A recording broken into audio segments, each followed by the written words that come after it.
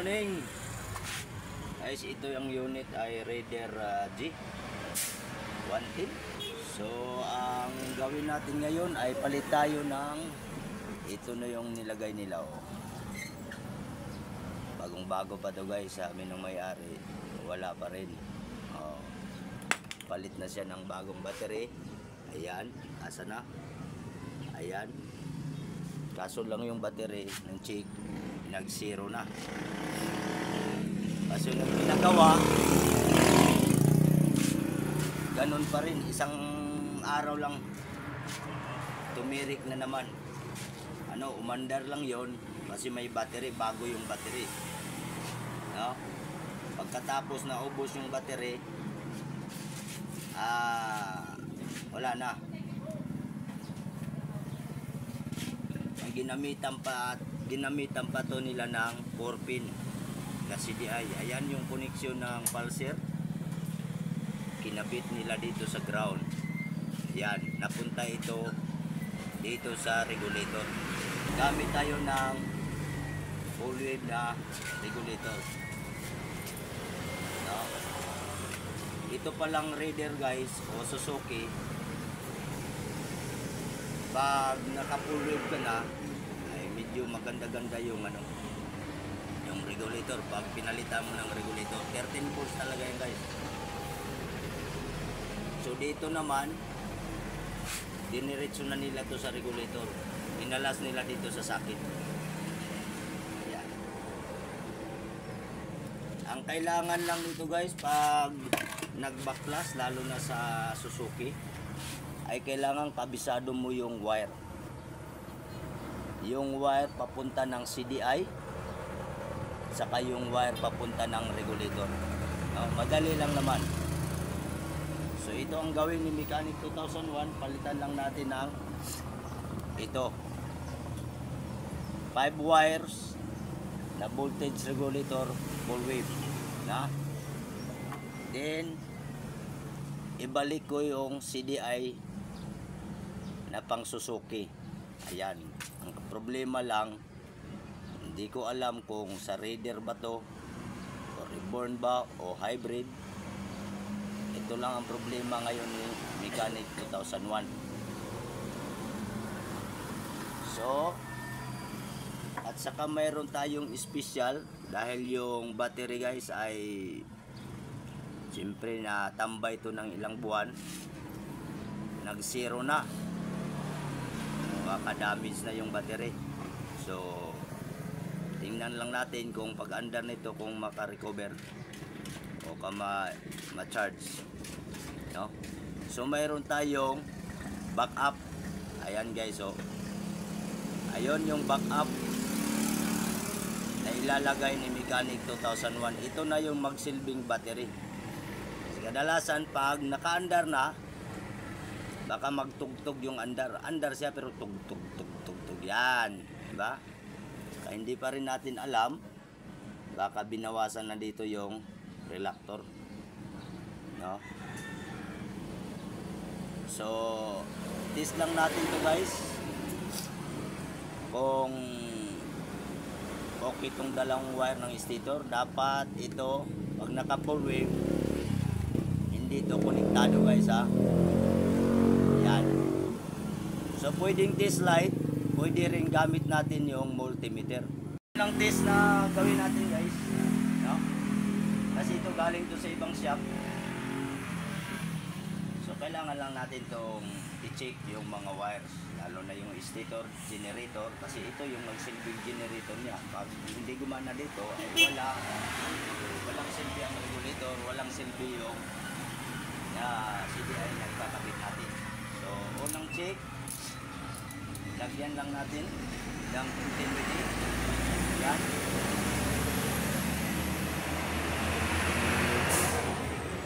Tingnan ng mabuti, huwag kukura. Tutorial to kung paano. Ayan, nag-buzzer yung tester natin. So itong dalawa ay pulser. So ito naman ay yung sa speaker charging, no? And lighting.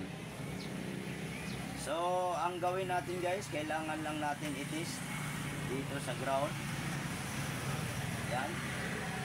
Mas maganda, hanap tayo ng magandang ground. Dito lang siguro, sa battery. Negative. Yan. So, wala. Okay siya. Dito. Kiss-kiss na lang natin. Okay, dito sa aluminum naman to. Okay, dito. So, okay. Dito naman. Okay. Pag dito tayo, ayan. So, ibig sabihin buo.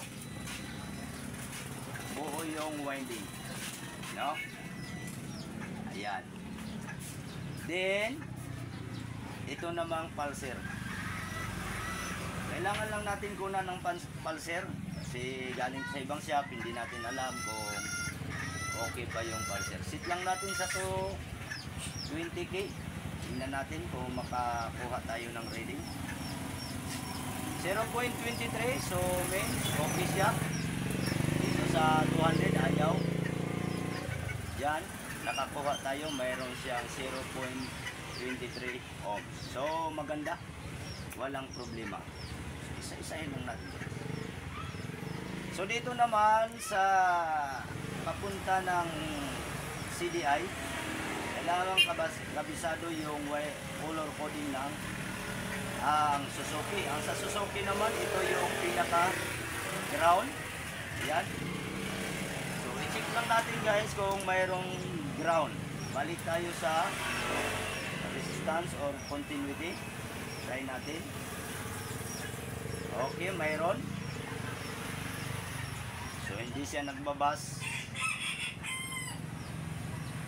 Natin ang connection. Dito tayo sa yun, mayroon. So mayroon siya. Then ito naman, kailangan ito yung accessory wire. So ang labas nito guys ay 12 volts ha, at wire to. Pag on mo ng susi, kung may battery, lalabas dito yung kung ilang yung voltahe ng battery, yun ang lalabas ito. Hot wire, supply to wire. Then ito naman ay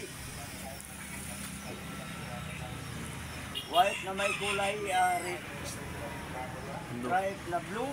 Ito naman yung ignition coil. Kasi ang ginawa nila ay gumamit sila ng 4-pin. So kinabit nila sa ground. No?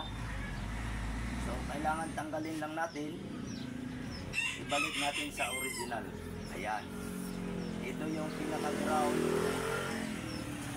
ng voltage regulator. Ayan. So, kabisado na natin. Ito yung dalawa. Generator wire, speeder. Ito namang wire ay papunta ito na saan?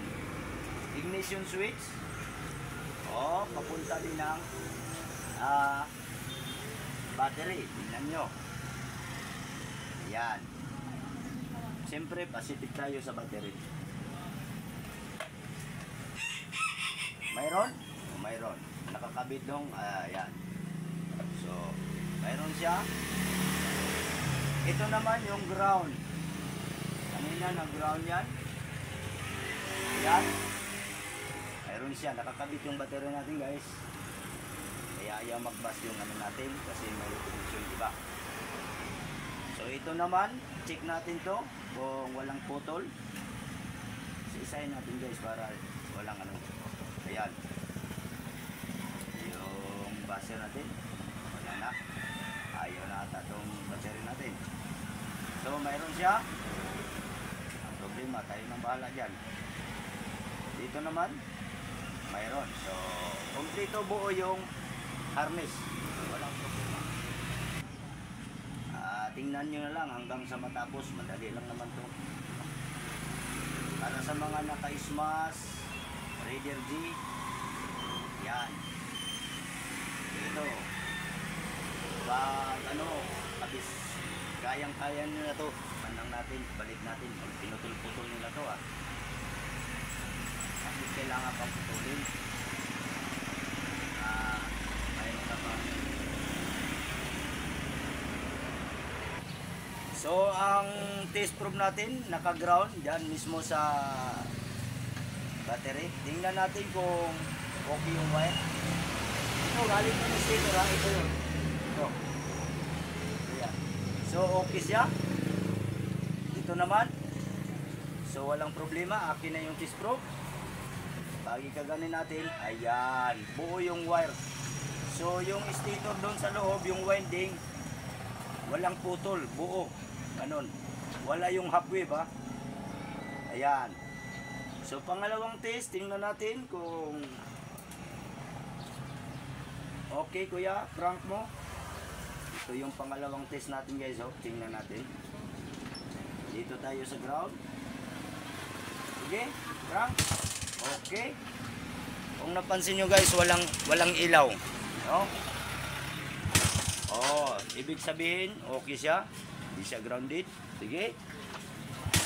Wala pa rin. So, dito tayo final, guys. Tingnan nyo na maigi. Sige. Ayan. So, ibig sabihin, buo ang wiring natin. Dito naman tayo sa ito, guys. Mamaya, pakita ko.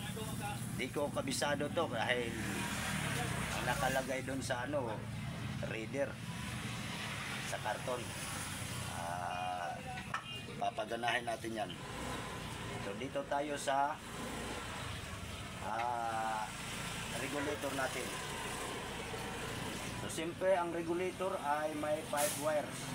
Yan. Yan.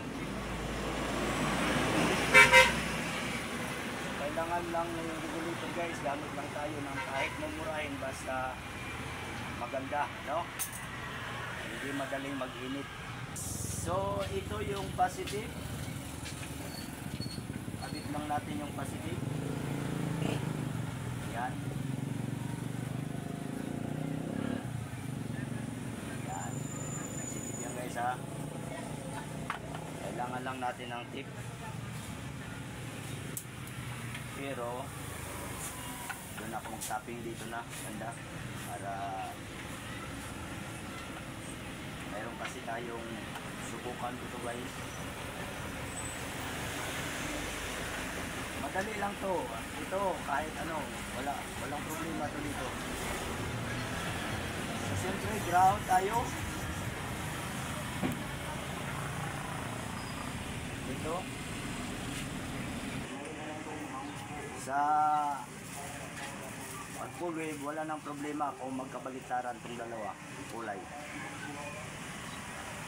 Walang problema pag magkabaliktaran. Yan. Ito na, guys, kompleto na. So, itong importante din, guys, itong kulay black wire kasi ito yung neutral, no? Ignition, neutral, field, earth, light, battery. Yon ang regulator, diba? Itong field, itong dalawa, battery or ignition, neutral, then earth, itong ground. So, ito, kailangan to ikabit accessory wire. Yan. Para mag-control sa charging system. Para hindi lulubo yung mag-overcharge. So, para hindi mag-overcharge, ilulubo yung battery. So, dito na tayo, guys, sa tinatawag natin kailangan pare-parehong haba. Ito yan, ituloy natin to. Ayan. Try natin itong ikabit. Yan. So, dito tayo sa accessory. So, ang test probe wire natin, lagay natin sa negative. Kasi positive ang hanapin natin. So, mayroon na tayo. So, ito yung accessory, naka-on. Tingnan natin kung may kurente. Ayun. So, nailaw na, guys. Ibig sabihin, mayroon na. Hindi pa lang natin alam kung yung charging niya kung maganda. Saka na mamaya pag naka-under na tayo. Kung hindi ba over o hindi ba baba. Yan. So, dito tayo guys. Ito yung pinakamasilan. Kasi pag nagkamali si mechanic 2001 sa pagkabit, sunog yung CDI natin. Sa CDI guys, ito, kailangan alam lang natin kung saan yung input, no? Yung positive ng CDI, ito pang Ismas o Suzuki, halos magkapare-pareho. Raider, yan, Raider G 115, Ismas 115 o 110. So, mayroon tayong dalawang connection to guys. Yung iba dito sa taas ay tap, dito naman isa ay sa pulser. So, gawa ng pulser natin dalawang wire. So, siyempre, kakabit natin, kumplituhin natin yan. Pag ayaw magbigay ng kuryente, ibahin natin yung koneksyon. Ang importante lang guys, alam natin yung ground at saka positive pin. Kasi pag hindi natin alam, lalo na pag may battery, pag on mo lang, aba, sigurado na.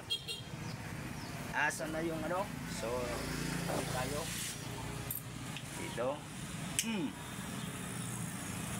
So, dito final ha. Pang testing lang natin kasi dudugtungan pa. Ilagay natin yung ano dito. Ito yung guys. Okay. Ito. Yan. Then ito. Habaan lang muna. So, unahin natin yung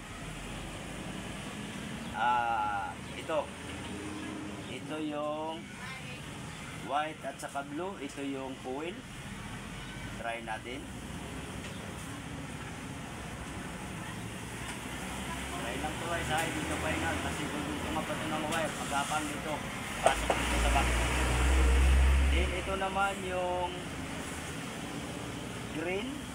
Try natin. Yan. Ito namang isa na. Ito yung kailangan alam, yung ground,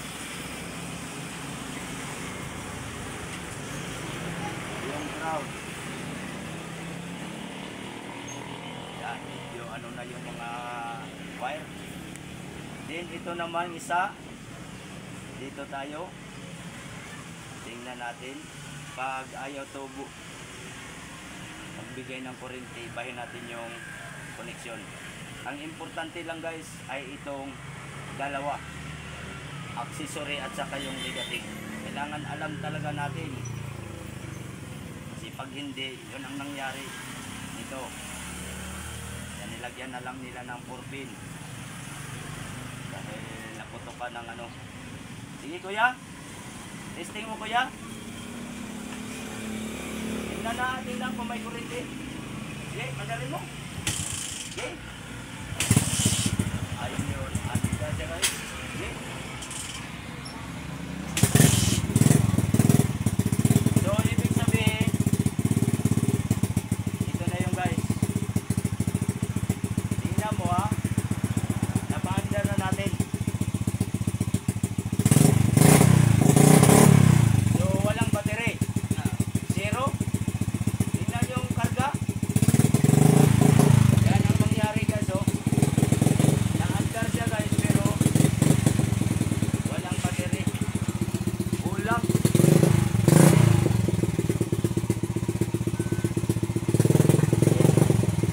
Karga. Ayun. Kaso lang walang battery. I-test mo yung battery, patayin mo. Sige, 6 volts, wala na. On, 0. So, ibig sabihin, wala talaga. Grounded yung battery, kaya ganyan. Ito yung tricks guys. Asa na yun? Ito yung ipakita kong tricks. No? Ulit yan, paandar. Ulit.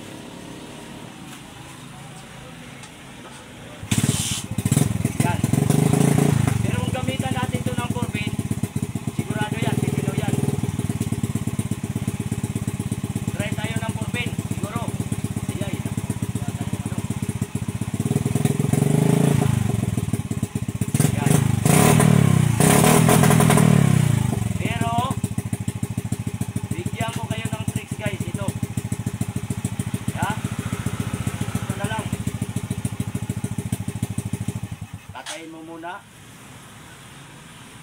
Ito yung pinaka-tricks guys, oh. Magdagdag tayo.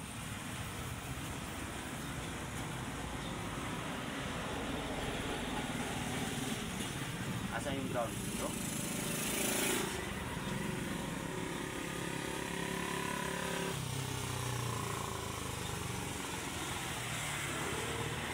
Di kuya?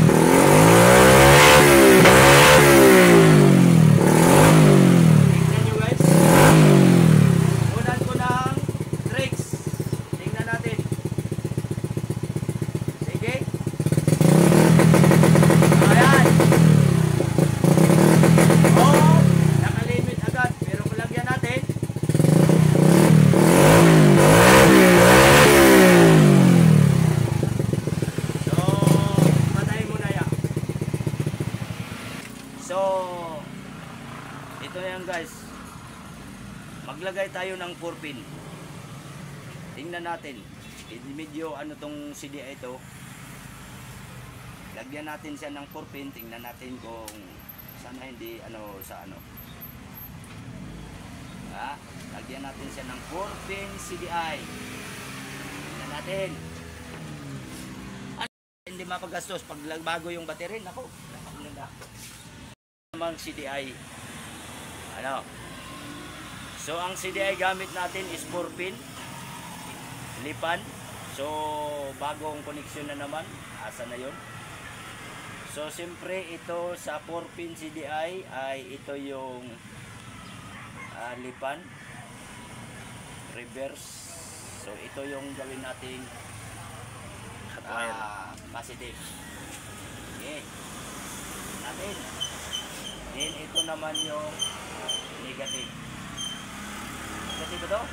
Tama? Oo. Then sa taas banda guys ay ito yung ignition coil. Asa yung ignition coil? Ito. Yan. So ito naman guys, dalawang wire, so short. Kasi isa na lang ang naiwan. So ang gawin natin guys, ito yung ilagay natin. Pwede magkabaliktaran. Pag nagpalyar, baliktarin lang. Yan. Korea lang. Kasi ito guys, ang packing ito, hindi ko na ipinakita. Ang packing to, ang nakalagay ay lipan. So yun ang connection talaga ng lipan. Pero kung packing lang yung lipan, tapos ito XRM, putok to, sigurado. So ito naman ay yung ground. Dito natin ilagay yung ground. Yan. Ang sinunod ko lang guys ay ang packing nito ay lipan 110. So pag lipan, ito na yung koneksyon. Pero kung ang packing lang lipan tapos ang CDI ay pang XRM, putok to sigurado. Sige kuya. Fire. Fire. Ayun. Talagang tama la. Repeat mo.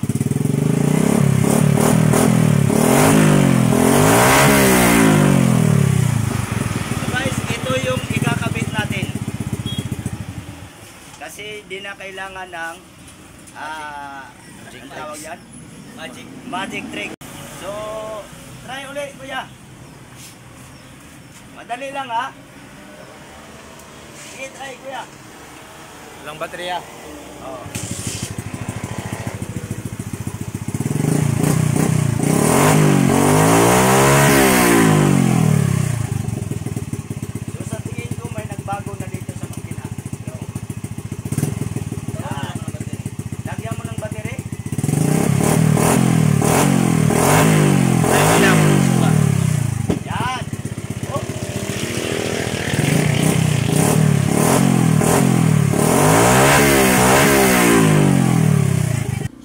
natin guys, lagi tayong automotive wire.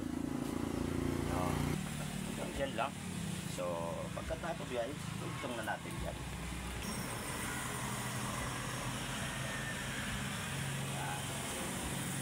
Negative naman yung hahanapin natin. Laging mauna yan. Kung dalawa wala, so negative yan guys. So sa negative ng Suzuki is black and white. Ano ba nice? Kita niyo guys ngayon. Then pagkatapos, yung ignition, yan. Sa coil tayo guys, coil. Yan coil. Yan, ito yung coil. Anong kulay ng coil natin? Ito. Coil natin.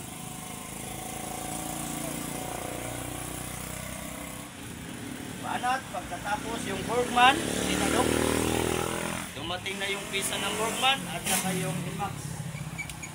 So yan na ang babanatan natin. So panghuli guys, siyempre ang panghuli natin ay ito na. Wala nang iba, ito na yun. Para sirat siya kasi ground. So once again guys, gamit lagi tayo ng palaging automotive wire guys. Then magandang electrical tape. So, and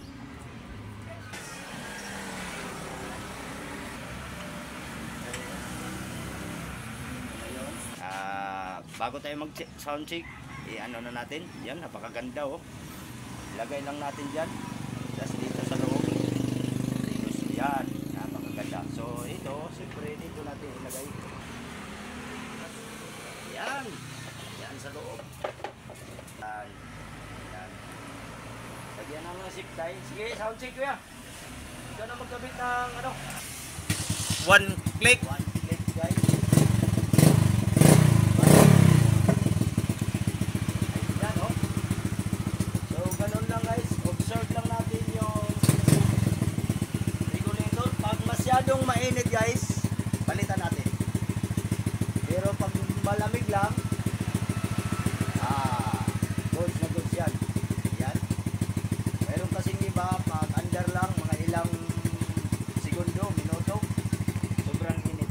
Pero ito, wala, napakaganda. Yun.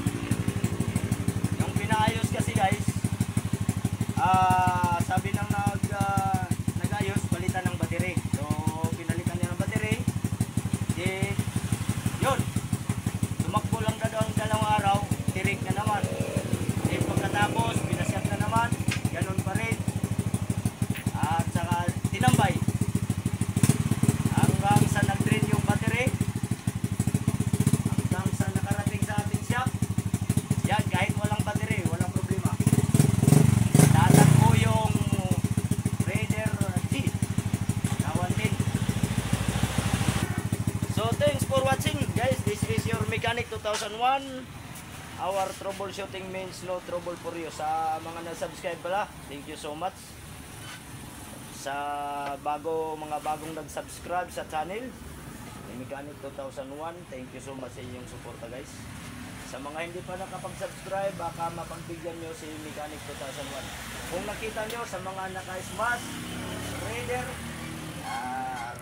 Raider G, Smash Suzuki, at ganito, tingnan nyo lang hanggang sa matapos yung video. Sigurado kahit hindi na kayo magpunta ng mekaniko, pag hindi kaya, saka papunta ng mekaniko. Pwedeng itong guys, pwedeng ito, pwede yung 4-pin. Yung 4-pin ang pinili ko kasi medyo maganda yung bearing, no? Okay, si Dayang Mechanic na ang maglagay ng ang tawag yan, bearing, para pagdating na may-ari, tapos na. Okay, try mo na si Mechanic. Sakit lang kaya. On, susi.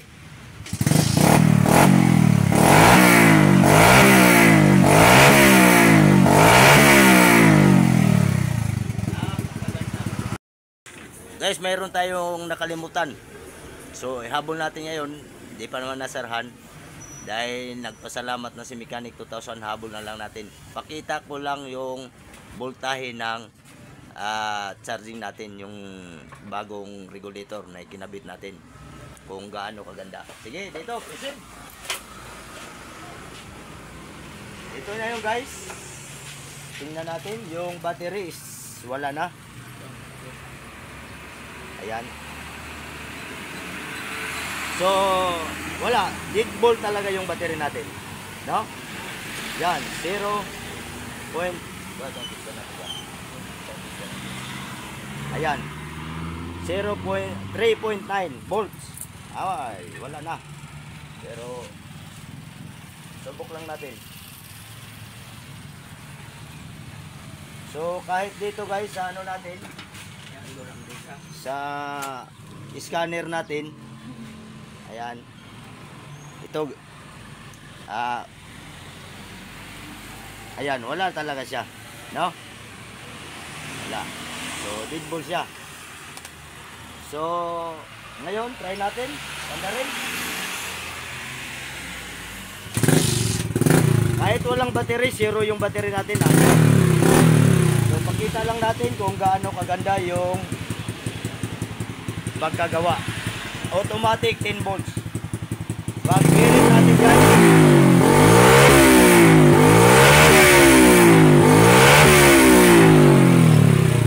Todo RPM 14.6 lang ang inabot. So napakaganda ng charging system. Ayan, kita?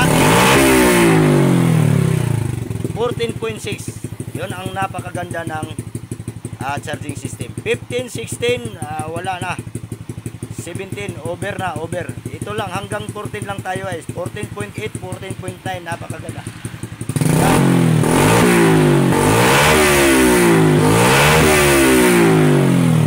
Okay, once again, thank you so much. This is your Mechanic 2001. Our troubleshooting means no trouble for you. Okay guys, okay. For Suzuki. Okay. Shout out sa may-ari, pwede na pumunta rito para